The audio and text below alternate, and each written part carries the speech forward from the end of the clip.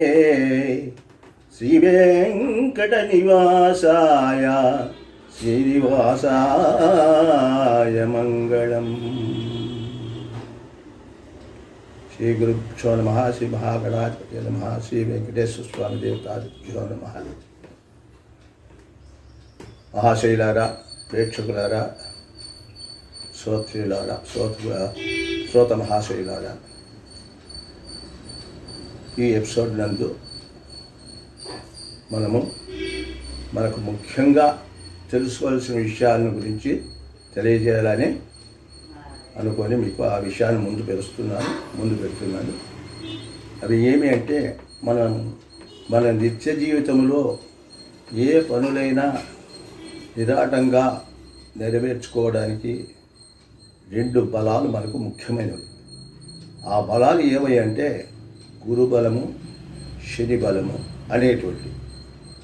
ఆ గురుబలము, శని బలము అనేటువంటి ఈ అంశాన్ని మీకు తెలియజేయాలనుకున్నాను. దయచేసి అందరూ వినవలసిందిగా, ఆ విన్నటువంటి వాటిని మీరు ఆచరణలో కూడా పెట్టుకోవాల్సిందిగా మరి కోరుతున్నాను.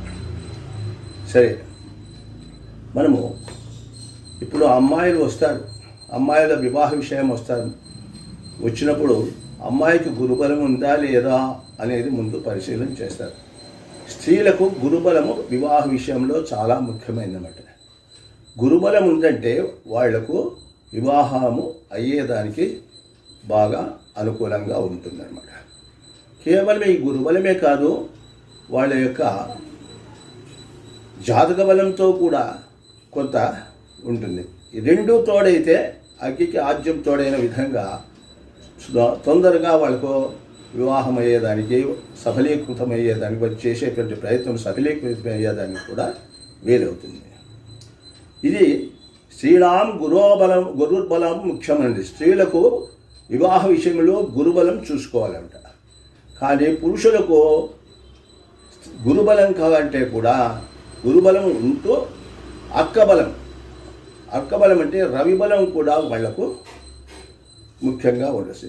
ఈ విధంగా మనం వివాహ విషయాల్లో వాళ్ళకి చూసుకోవాలి. కానీ దైనందిక విషయాల్లో మనం ఏదైనా ఒక పనులు చేసేటప్పుడు, ఏదైనా ఒక విషయం మనం ప్రారంభం చేసేటప్పుడు గురుబలం ఉన్న సమయంలో మనం మొదలుపెట్టి చేస్తే ఆ పని బాగా సక్సెస్ అవుతుంది, సంపూర్ణ ఫలితం కలుగుతుంది అన్నమాట. కాబట్టి అది మనం తెలుసుకోవాలి. అట్లే శని బలం ఉన్నప్పుడు మనకు ఆరోగ్య విషయాలు కానీ, కుటుంబ సమస్యలు కానీ, ఇతరత్ర ఏదైనా విషయాలన్నీ కూడా మనకు అనుకూలంగా ఉంటాయి. ఆ శని బలము లేని పక్షంలో మనకు అవన్నీ కూడా అడ్డంకులయ్యి చేసేటువంటివన్నీ కూడా నిష్ఫలమవుతూ ఉంటాయి.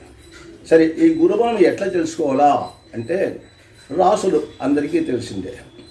ఈ గురువు సంవత్సరానికి ఒక రాశి మారుతూ ఉంటాడు. ఒక సంవత్సరానికి ఒక రాశి మారుతూ ఉండే స్వభావం ఆయనకు ఆ విధంగా నిర్ణయించినారు గ్రహాల్లో. కాబట్టి 12 రాశులను 12 నెలల్లో ఆయన నడుస్తూ ఉంటాడనమాట. అట్లాంటప్పుడు ఒక్కొక్క రాశికి ఒక్కొక్కసారి గురుబలం ఉంటుంది, ఒక్కొక్కసారి గురుబలం ఉంటుంది.